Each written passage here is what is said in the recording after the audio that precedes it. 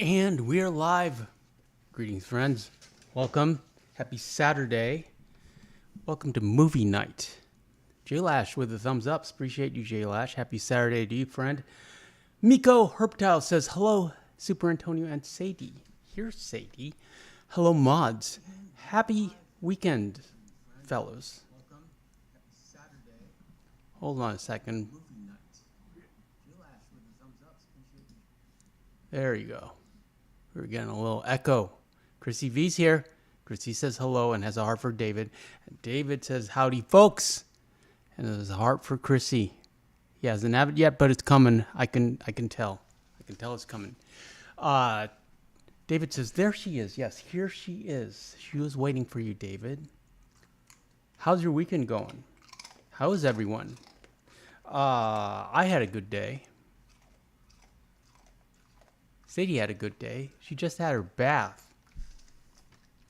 So now she's cool as a cucumber. What was I going to say? Tonight we are discussing one of my favorite movies, The Shining, by one of my favorite directors, Stanley Kubrick.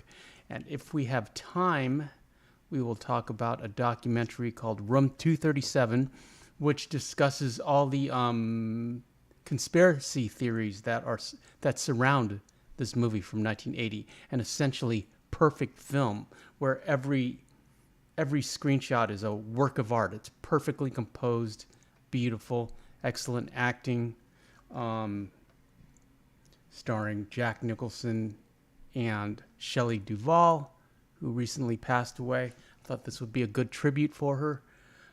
And the slideshow I have tonight has screenshots from The Shining and also the sequel to The Shining, Dr. Sleep, which is an uneven movie. I've read the book and seen the movie, but it starred Ewan McGregor as a grown-up Danny Lloyd, the little boy from The Shining, and Rebecca Ferguson as Rose the Hat, who's sort of a shining vampire. She feeds off the psychic energy of children, and she's a very attractive young lady. At any rate, let's pull up that slideshow for us and talk a little bit about The Shining. The Shining, to quote Wikipedia, is a 1980 psychological horror film produced and directed by Stanley Kubrick and co-written with novelist Diane Johnson. It is based on Stephen King's 1977 novel of the same name and stars Jack Nicholson, Danny Lloyd, Shelley Duvall, and Scatman Crothers. Also, I've read both The Shining and Dr. Sleep. The Shining, Stephen King was one of my favorite authors in high school. I just devoured his entire body of work. Nicholson plays Jack Torrance, a writer and recovering alcoholic. To me, The Shining is all about, it's just about addiction and alcoholism and a psychotic break. That's the underlying tone and current and theme of the book, The Shining. The supernatural elements are secondary to the addiction and the alcoholism. Who accepts a new position as the off-season caretaker of the Overlook Hotel. Lloyd plays his young son Danny, who has psychic abilities called The Shining, which he learns about from the head chef Dick Halloran, Scatman Crothers.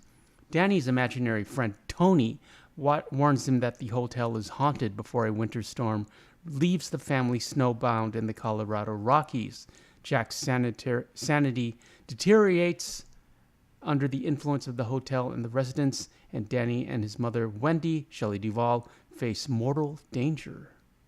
What's that about? It is also one of my favorite novels by Stephen King. Production took place almost exclusively at EMI Elstree Studios in London, with sets based on real locations. Kubrick often worked with a small crew, which allowed him to do many takes, sometimes to the exhaustion of the actors and staff. The new Steadicam mount was used to shoot several scenes, giving the film an innovative and immersive look and feel. The film was released in the United States on May 23, 1980, and in the UK on October 2nd by Warner Brothers.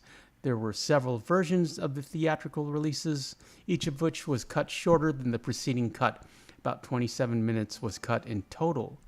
Reactions to the film at the time of its release were mixed. Stephen King criticized the film due to its deviations from the novel.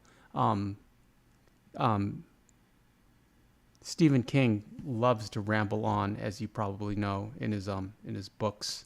He takes his time, and he doesn't appreciate editing. And whereas Kubrick likes to have a very tight, composed body of work, screenplay, script. So he didn't like all the cuts Kubrick made, but Kubrick made a perfect film, and it's one of the most perfect adaptations of a Stephen King work. This movie, Christine, and Carrie, I believe, are still the best Stephen King adaptations out there. The film received 2 controversial nominations at the first Razzies in 1981, Worst Director and Worst Actress, the latter of which was later rescinded in 2022 due to Kubrick's treatment of Duvall on the set. Yeah, he was horrible to her, but he was doing it to get a performance out of her. Critical response to the film has since become favorable. Frequently cited as one of the best horror films of all time, I agree. The film was selected for preservation in the United States National Film Registry by the Library of Congress as being culturally, historical, or aesthetically significant in 2018. A sequel titled Dr. Sleep, based on King's 2013 novel of the same name, was adapted to film and released in 2019. Moving on to the plot, even though I assume everyone watching this has seen this movie. Jack Torrance takes a winter caretaker position at the remote Overlook Hotel in the Colorado Rocky Mountains, which closes every winter season. After his arrival, manager Stuart Ullman advises Jack that a previous caretaker, Charles Grady, canceled his wife, 2 young daughters, and himself in the hotel a decade prior. In Boulder, Jack's son Danny has a premonition and seizure.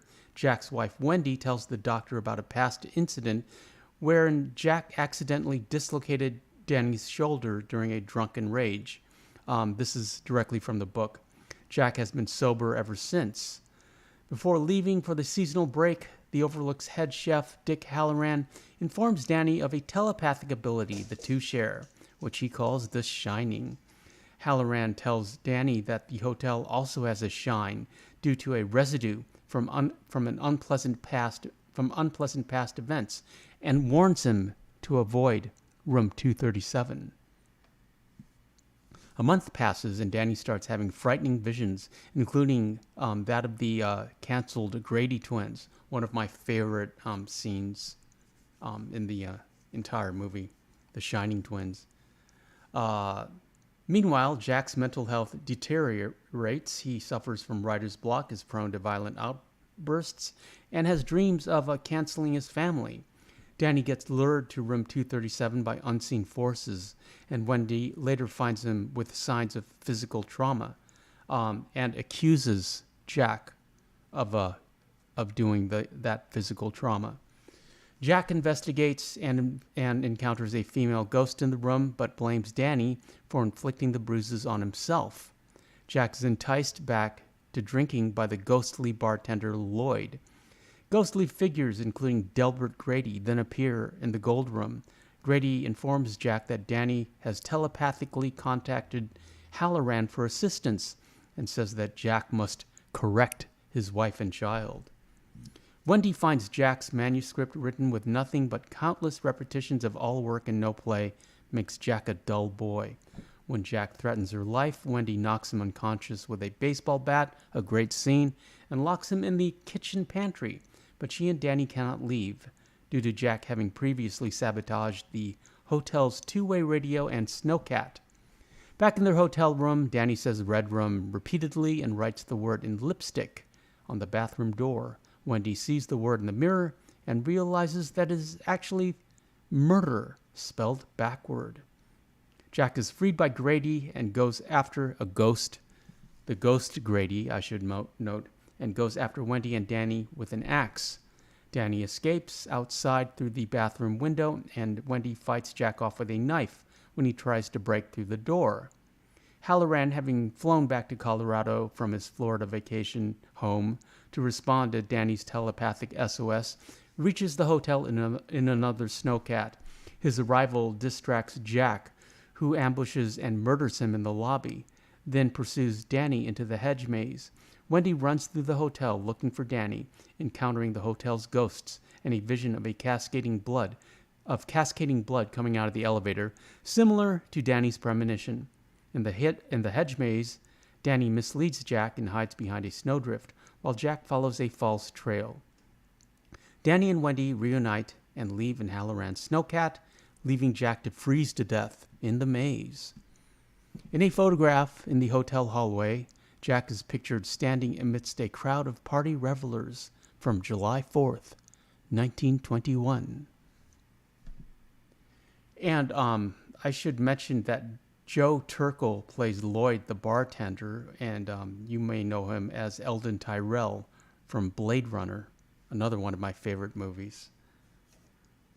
But he was also in a lot of Stanley Kubrick films, The Killing, Paths of Glory, and Paths of Glory from 1957. In the European cut, all of the scenes involving Jackson and Burton were removed, but the credits remain unchanged. The actresses who played the ghosts of the canceled Grady daughters, sorry algorithm, Lisa and Louise Burns, are identical twins. There's a picture of them in the slideshow somewhere. The characters in the book and the film are merely sisters, not twins. In the film's dialogue, Ullman says that he thinks they were about 8 and 10. Nevertheless, they are frequently referred to in discussions about the film as the Grady twins. The resemblance in the staging of the Grady twins and the twins photographed by Diane Arbus have been noted by Arbus biographer Patricia Bosworth, the Kubrick assistants who cast and coached them, Leon Vitali, and by numerous Kubrick critics. Although Kubrick both met Arbus personally and studied photography under her during his time as a photographer for Look magazine, Kubrick's widow said he did not deliberately model the Grady twins, the Grady girls, on Arbus's photograph, in spite of widespread attention to the resemblance. Moving on to production. Before making The Shining, Kubrick directed the film Barry Lyndon, a very pretty, beautiful film, a highly visual period film about an Irishman who attempts to make his way into the British aristocracy. Despite its technical achievement, the film was not a box office success. Gotta adjust this light. Forgive me. Too much light in my eyes. Despite its technical achievements, the film was not a box office success in the United States and was derided by critics for being too long and too slow. Kubrick, disappointed with Barry Lyndon's lack of success, realized he needed to make a film that would be commercially viable as well as artistically fulfilling. Stephen King was told that Kubrick had his staff bring him a stack of horror books, and he planted himself in his office to read them all. Kubrick's secretary heard the sound of each book hitting the wall as the director flung it into a reject pile after reading the first few pages. Finally, one day, the secretary noticed it had been a while since he had heard the thud of another writer's work biting the dust. She walked in to check on her boss and found Kubrick deeply engrossed in reading a copy of the manuscript of The Shining. Speaking about the theme of the film, Kubrick stated that there's something inherently wrong with human personality. There's an evil side to it. One of the things that horror stories can do is show us the archetypes of the unconscious. We can see the dark side without having to confront it directly. Casting.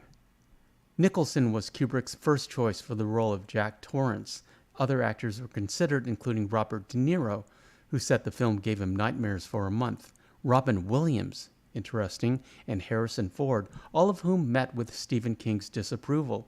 Chris Christopherson was Kubrick's backup choice if Nicholson had declined. King, for his part, disavowed Nicholson because he thought that, since his part in One Flew Over the Cuckoo's Nest, the viewer would tend to consider him an unstable individual from the beginning. For this reason, King preferred Jon Voight, Michael Moriarty, or Martin Sheen for the role, who would more faithfully represent the profile of the ordinary individual who is gradually driven into madness. In any case, from the beginning, the writer was told the actor for the lead was not negotiable. Although Nicholson initially suggested Jessica Lange would be a better fit for the role of Wendy, Nicholson worked with Jessica Lange in The Postman Always Rings Twice, which I also highly recommend. From 1977, 78, I believe. I have it on DVD. What's that about? Shelley Duvall knew early on that she was the one cast for the role. Nicholson would work with Lange for his next movie, The Postman Always Rings Twice. Wendy's character in the film differs from the novel, appearing less capable and more vulnerable. Throughout filming, Kubrick pushed Duvall. She said, to get the performance out of me that he wanted. Slim Pickens, who was worked with Kubrick in Dr. Strangelove, was offered the role of Dick Halloran and told Kubrick that he would take the role only if his scenes in the film were shot in fewer than 100 takes. Kubrick declined, and Scatman Crothers got the part after he had been suggested by Pickens' agent. The director's initial candidate to play the Torrance's son was Cary Guffey from Close Encounters of the Third Kind. That was the little boy from... that was Barry, the little kid from Close Encounters. But the young actor's parents refused, claiming the film was too gruesome for a child. In his search to find the right actor to play Danny, Kubrick sent a husband and wife team, Leon and Kirsty Vitale, to Chicago, Denver, and Cincinnati to create an interview pool of 5,000 boys over a 6-month period. These cities were chosen since Kubrick was looking for a boy with an accent that fell between Jack Nicholson's and Shelley Duvall's speech patterns, with Nicholson coming from New Jersey and Duvall from Texas. During the filming, the young actor selected Danny Lloyd was protected in a special way by Kubrick. The boy believed at all times he was shooting a drama, not a horror movie. Interesting. Following his role in the 1982 film Will, Lloyd abandoned his acting career. Yeah, I think he's a college professor now. He's in his 50s.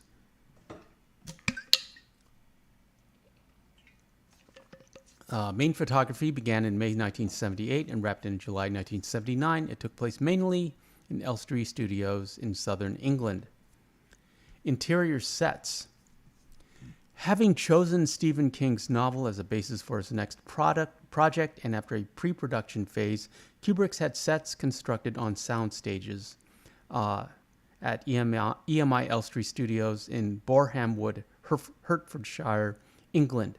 Some of the interior designs of the Overlook Hotel were based on those of the Ahwahnee Hotel in Yosemite National Park.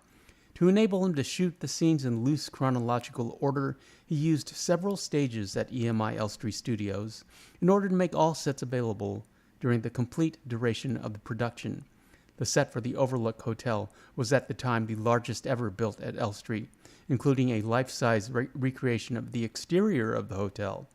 In February 1979, the Colorado Lounge set at Elstree was badly damaged in a fire, causing a delay in the production. While most of the film was shot on interior sets and the full-scale exterior facade replica at Elstree Studios, a second unit crew, headed by Jan Hartland, shot some sequences on location in the American West. St. Mary Lake and its Wild Goose Island in Glacier National Park, Montana, were featured in the aerial shots of the opening scenes. Some of those aerial shots were recycled in Blade Runner, with the Volkswagen Beetle driving along the Going to the Sun road. The Timberline Lodge on Mount Hood in Oregon was filmed for a few of the establishing shots of the fictional Overlook Hotel, Absent in these shots is the hedge maze, which the real Timberline Lodge does not have. The Ahwahnee Hotel, the Overlook Hotel's main interior reference, and the Timberline Lodge, the hotel's main exterior, were both designed by architect Gilbert Stanley Underwood in the 1920s and 1930s, respectively. And, as stated earlier, outtakes from the opening panorama shots were later used by Ridley Scott for the closing moments of the original cut of the film Blade Runner from 1982. In 1977, moving on to writing, Warner Brothers executive John Calley sent Kubrick the proofs of what would become the novel. Its author, Stephen King, was already at the time a best-selling author who, after the blockbuster of Carrie, could boast of successes in adaptations for the big screen. For his part, Kubrick had been considering directing a horror film for some time. A few years before, while Barry Lyndon disappointed at the box office, another Warner film he had refused to direct, The Exorcist, directed by William Friedkin, was breaking box office records around the world. Asked what it was that attracted Kubrick to the idea of adapting the novel by the popular writer, a regular on the bestseller lists, his executive producer and brother-in-law, Jan Harlan, revealed that Kubrick wanted to try in this film genre, although with the condition of being able to change King's novel, and that condition would finally be guaranteed by contract. And that condition is why Stephen King hates this movie. The script was written by the director himself with the collaboration of novelist Diane Johnson. Kubrick had rejected the initial version of the draft, written by King, as too literal an adaptation of the novel. Furthermore, the filmmaker did not believe in ghost stories because that would imply the possibility that there was something after death, and he did not believe there was anything, not even hell. Instead, Johnson, who was teaching a Gothic novel seminar at the University of California, Berkeley at the time, seemed like a better fit for the project.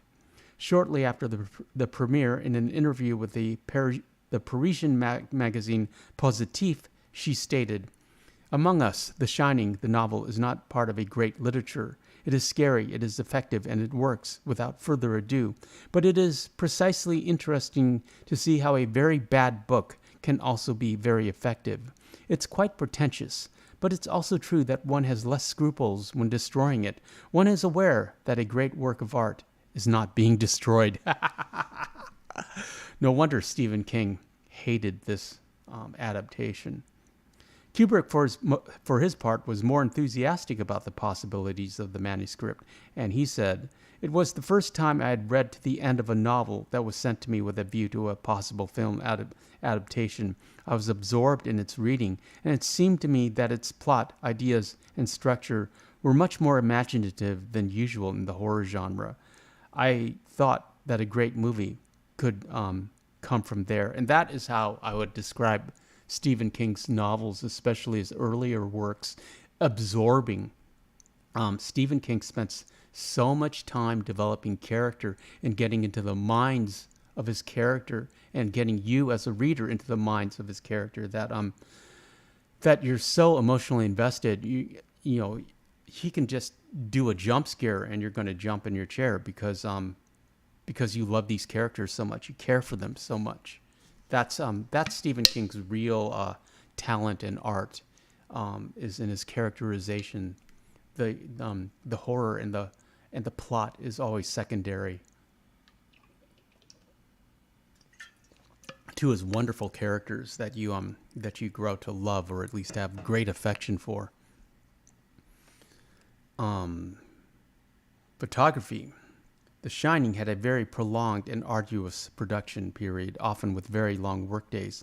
Principal photography took over a year to complete due to Kubrick's highly methodical nature. Actress Shelley Duvall frequently argued with Kubrick on set about lines in the script and her acting techniques. The shooting script was being changed constantly, sometimes several times a day, adding more stress. Nicholson eventually became so frustrated with the ever-changing script that he would throw away the copies that the production team had given him to memorize, knowing that it was going to change anyway. He learned most of his lines just minutes before filming them. Nicholson was living in London with his then-girlfriend Angelica Houston and her younger sister Allegra, who testified to his long shooting days. Joe Turkel stated in a 2014 interview that they rehearsed the bar scene for 6 weeks, and the shoot day lasted from 9 a.m. to 10:30 p.m. Turkel recollected that his clothes were soaked in perspiration by the end of the day's shoot. He also described it as his favorite scene in the film. For the gold room sequence, Kubrick instructed the extras via megaphone not to talk but to mime conversation to each other. Kubrick knew from years of scrutinizing thousands of films that extras could often mime their business by nodding and using large gestures that looked fake. He told them to act naturally to give the scene a chilling sense of time-tripping realism as Jack walks from the 70s into the roaring 20s. For the international versions of the film, Kubrick shot different takes of Wendy reading the typewriter pages containing all work and no play makes Jack a dull boy in different languages. For each language, a suitable idiom was used. German, was du heute kannst besorgen, das verschliebe nicht auf morgen. Never put off to tomorrow what might be done today. In Italian, il mattino ha l'oro in bocca. The morning has gold in its mouth. French, un tien vaut mieux que Dieu tu l'auras. One, here you go, is worth more than two, you'll have it. The equivalent of a bird in the hand is worth two in the bush. Spanish, no por mucho madrugar, amaneci más temprano. No matter how early you get up, you can't make the sun rise any sooner. The door that Jack chops through with the axe at the end of the film was real. Kubrick originally shot the scene with a fake door, but Nicholson, who had worked as a volunteer fire marshal and a firefighter in the California Air National Guard, tore through it too quickly. Jack's line, "Here's Johnny," is taken from Ed McMahon's introduction to The Tonight Show starring Johnny Carson and was improvised by Nicholson. Kubrick, who had lived in England for some time, was unaware of the significance of the line and nearly used a different take. During production, Kubrick screened David Lynch's Eraserhead to the cast and crew to convey the mood he wanted to achieve for the film. And Eraserhead is a weird movie. I don't know if I can recommend it. I don't think we'll ever do a Saturday movie night on Eraserhead. It's too obscure for you unruly bastards. 11 viewers in the chat. Welcome, friends. Happy Saturday. I hope you're enjoying our discussion on The Shining. And it looks like we'll have time to talk about Room 237. Steadicam. The Shining was among the early half-dozen films after the films Bound for Glory, Marathon Man, and Rocky, all released in 1976, to use the newly developed Steadicam, a stabilizing mount for a motion picture camera, which mechanically separates the operator's movements from the camera. Basically, it's a gimbal.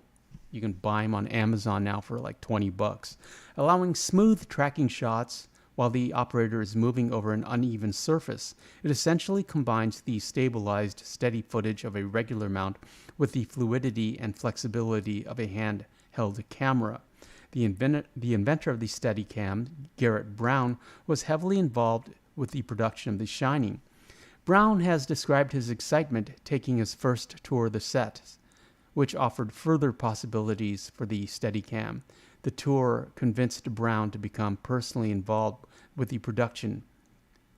Ramon Sanchez just joined the chat. He says, "Hi, I've been watching. I'm just now joining the chat. Greetings, Ramon. Happy Saturday to you."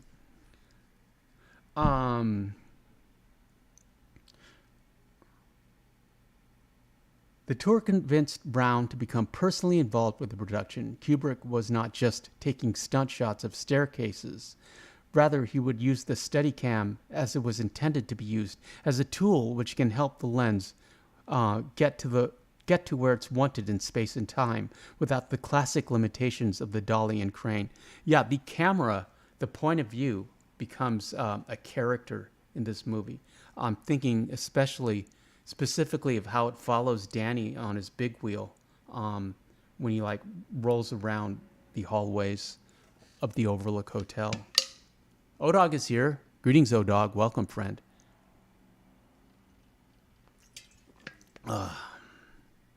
Thirsty work.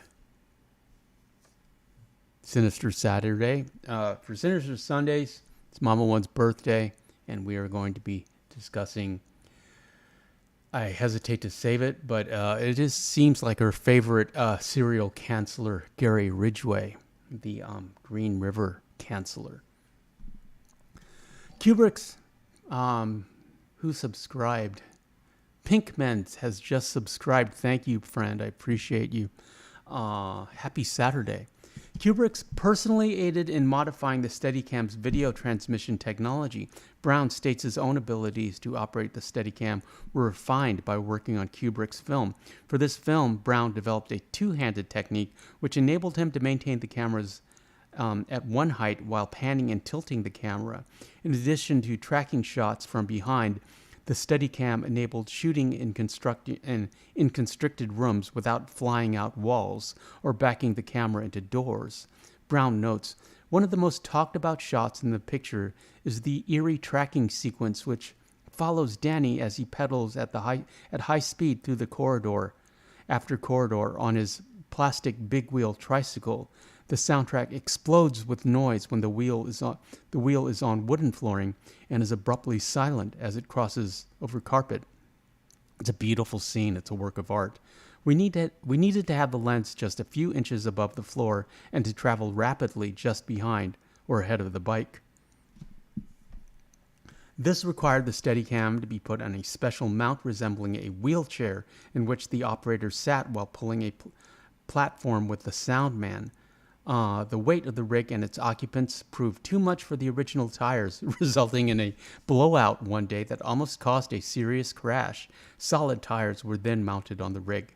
Kubrick also had a highly accurate speedometer mounted on the rig so as to duplicate the exact tempo of a given shot so that Brown could perform successive identical takes. Kubrick loved his identical takes. He wanted them for editing. He just liked having options.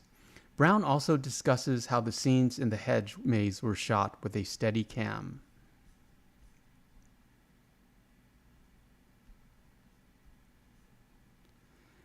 After its post-release edit, after its premiere and a week in the general run with a running time of 146 minutes, Kubrick cut a scene at the end that takes place in a hospital.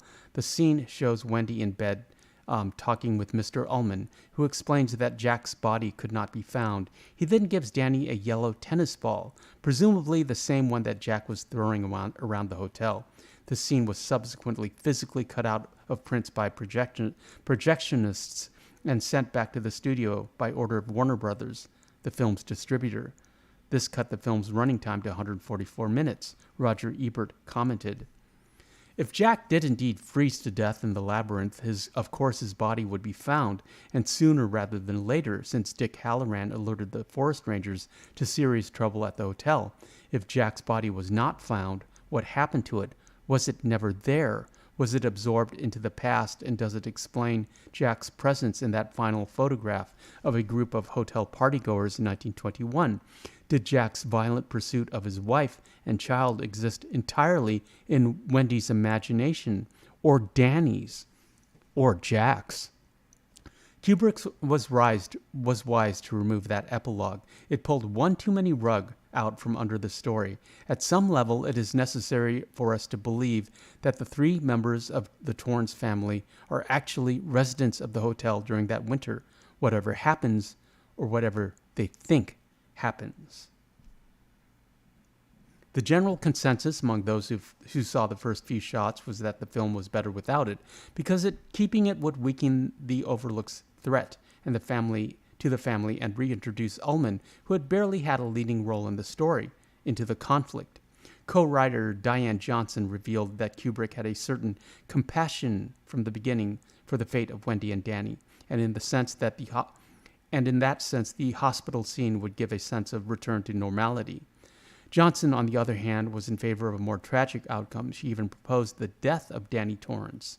For Shelley Duvall, Kubrick was wrong because the scene explained some important things, such as the meaning of the yellow ball and the role that the hotel manager played in the intrigue. Kubrick decided that the film worked better without the scene. I like reading the reviews, but I want to move on to Room 237 to make sure that we have time for it.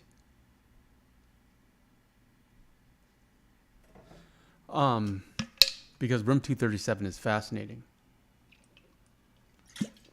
Room 237 is a 2012 American documentary film directed by Rodney Asher about interpretations of Stanley Kubrick's film The Shining. The documentary includes footage from The Shining and other Kubrick films, along with discussions by Kubrick enthusiasts.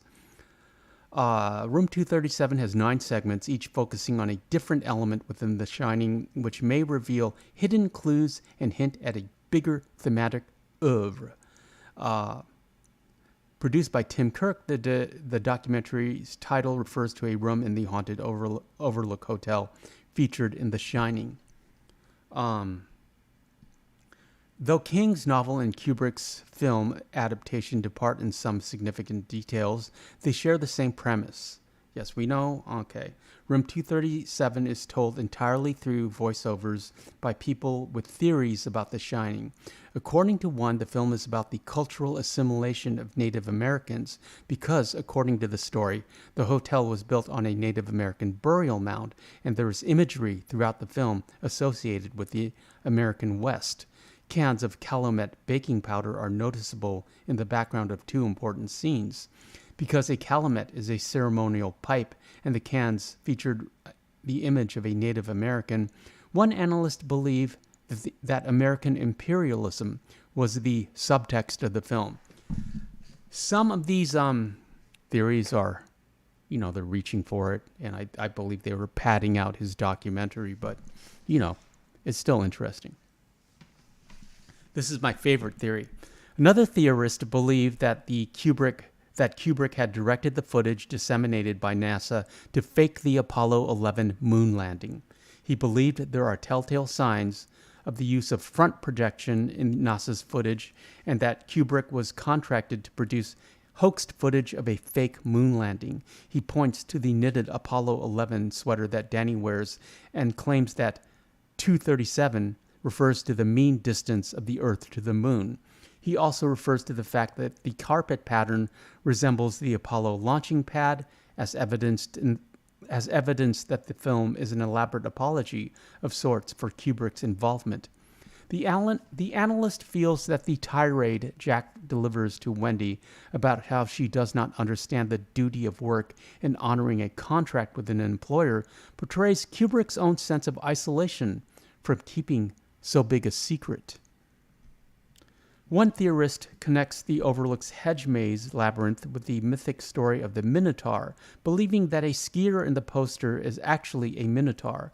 She bolsters her theory by pointing out that there is no maze in the original book, and that Kubrick's 1955 film Killer's Kiss was made by Minotaur Productions. Kubrick's unrealized project about the Holocaust Aryan Papers suggested to another critic that The Shining is really about genocide. He connects Jack's sinister reaction to the Big Bad Wolf's refrain to a Disney production where the wolf is an anti-Semitic caricature. The analyst also feels that Kubrick embeds a message of hope in Dick's advice to Danny about how to deal with his shining abilities. Dick explains that the images that Danny sees are just pictures of the past, and they can be forgotten. The analyst feels Kubrick is trying to remind his audience of the Holocaust, while at the same time helping them to let go of its horrors. There is an extended sequence where the film is superimposed over itself in reverse. By running the film forwards and backwards at the same time, parallels are created, such as Danny walking in on his father and the previous caretaker as they discuss Danny's cancellation. The filmmaker does not attempt to promote the claims as made by the interview subjects. Director Rodney Asher offered his own interpretation in an interview for Complex. My personal take on it is, for one, I don't think it's nearly as visionary as one of these folks have found it.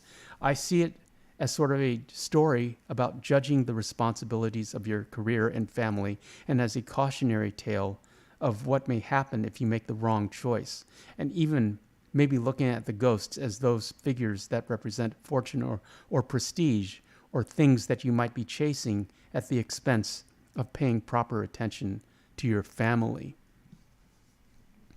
I believe that it is that the novel and the movie are pretty much just about addiction and alcoholism, and it's basically all in Jack's head.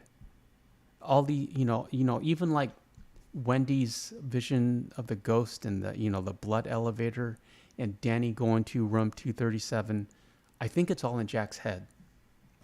They're just part of his drunken ramblings. But I also think the axe scenes, and the chase through the maze, I believe that part is real. But waking up locked in the pantry and Lloyd the bartender, a ghost,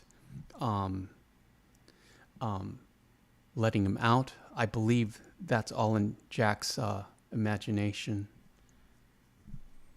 He is a writer, after all.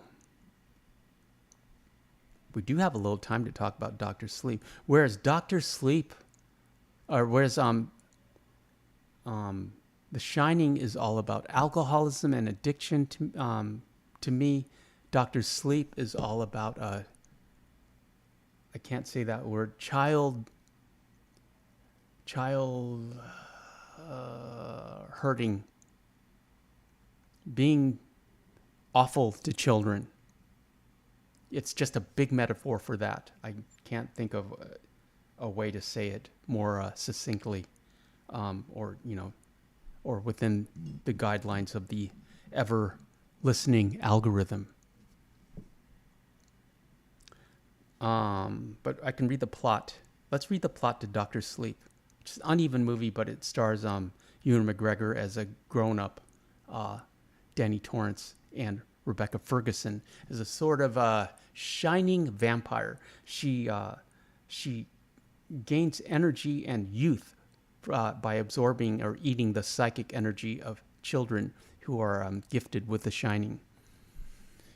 After the family's 1980 ordeal at the Overlook Hotel, the traumatized Dan Torrance is followed by its ghostly inhabitants seeking his shining. The ghost of Dick Halloran teaches them how to capture the ghosts in psychic lockboxes. By 2011, Dan has become an alcoholic, much like his father, to suppress his abilities. After moving to New Hampshire, Dan recovers through AA.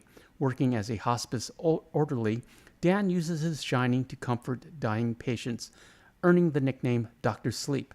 A young girl named Abra Stone, whose shining is greater than Dan's, telepathically reaches out to him, and the two form a psychic friendship. And this psychic friendship that develops is one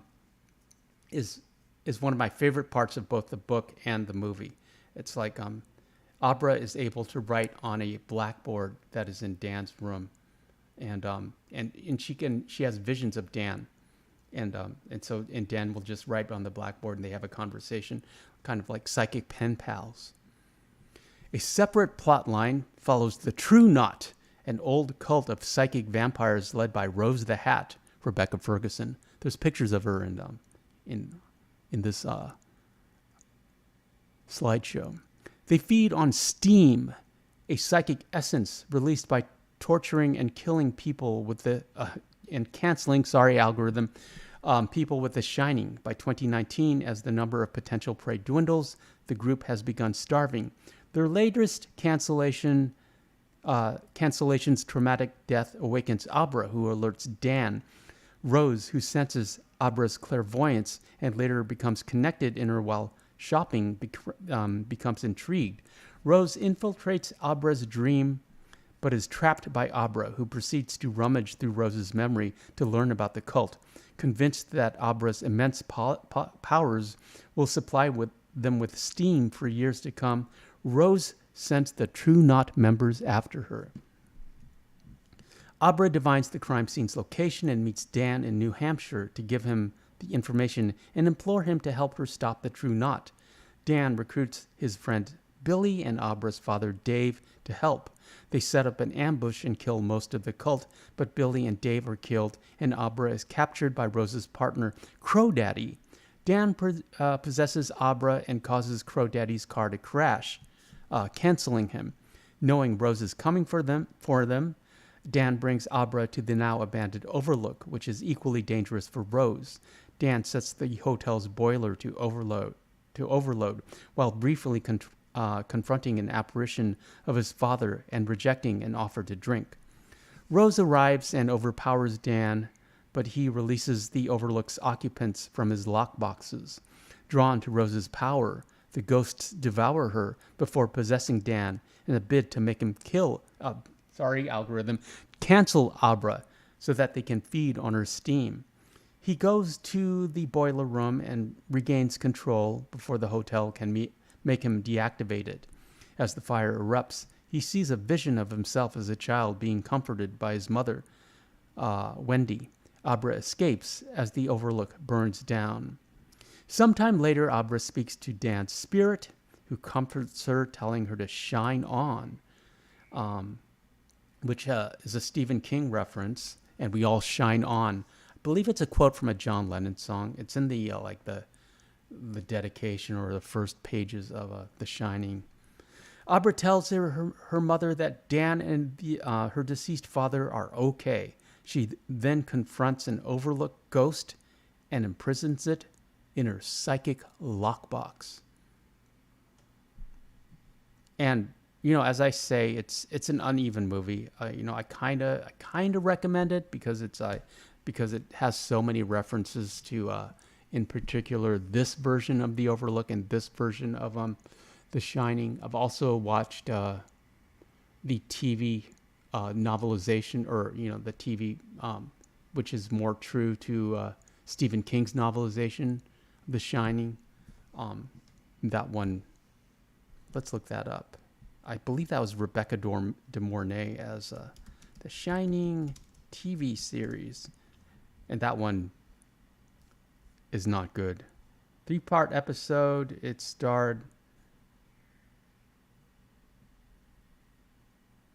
Steven Weber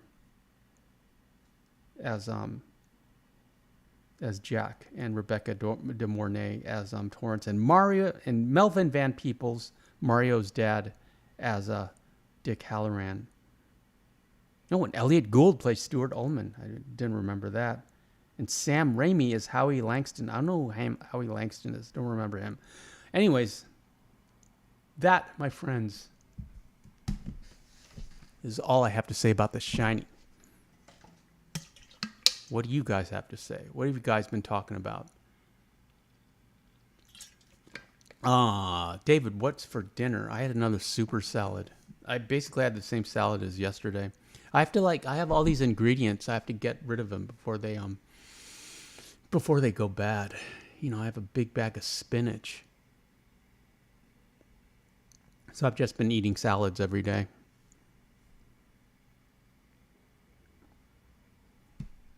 Should call Sadie back. I don't know where she is. It's dark here, except for this light. David says hamburgers. I love hamburgers. Miko says, so this is the movie where that meme came from. Yes, it is, Miko. And I highly recommend it. If you were here, you could watch it. I have it on 4K. Stanley Kubrick is one of my favorite directors. But I know this movie so well, so intimately, that I almost don't have to watch it. I can just replay it in my head.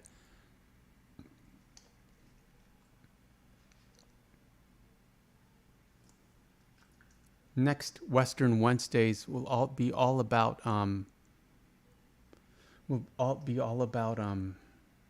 Blazing Saddles. Ramon says, I haven't been chatting much because I'm working on a new song. You do that. You shine on, Ramon. New song is exciting. I couldn't write a song to save my life.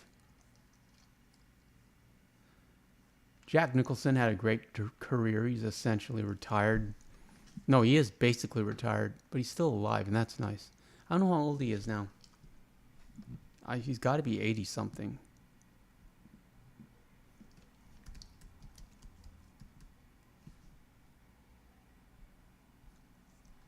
He's 87.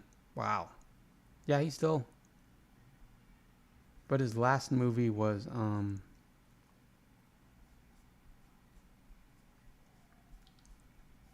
Let's go to his IMDb page. Stay. Wait. Sit. Here, Sadie. Say hi to David and Chrissy and O-Dog. Okay, just look at that. I can get her to stay if I just like put one of her potent canine baits on the desk. Wait. I need to read about Jack Nicholson. And as you know, Shelley Duvall just recently passed away. Something, no, it can't be that. He was only 5'9". He's only 5'9". I didn't know he was. Funny what you learn on IMDb. There's just so much clutter on the IMDb page.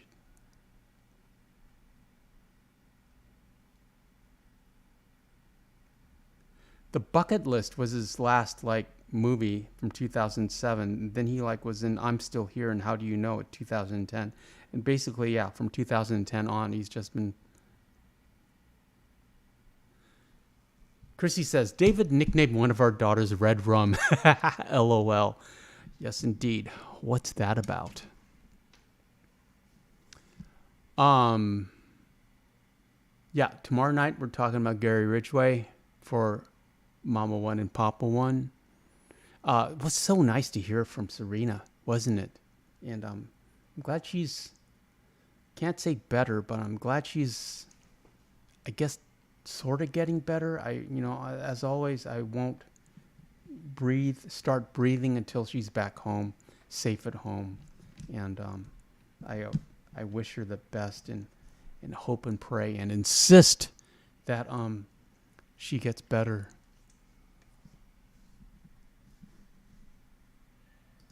At any rate, friends, that's about all I have for you tonight. I hope you enjoyed the Saturday movie night.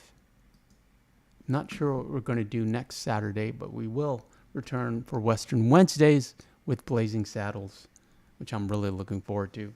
Another one of my favorite movies. Basically, all we're doing right now is going through my favorite movies. Shout out to the mods, David and Miko and O-Dog and Chrissy, of course. Appreciate all you being here. And we shall return tomorrow night. David, you're a good stream.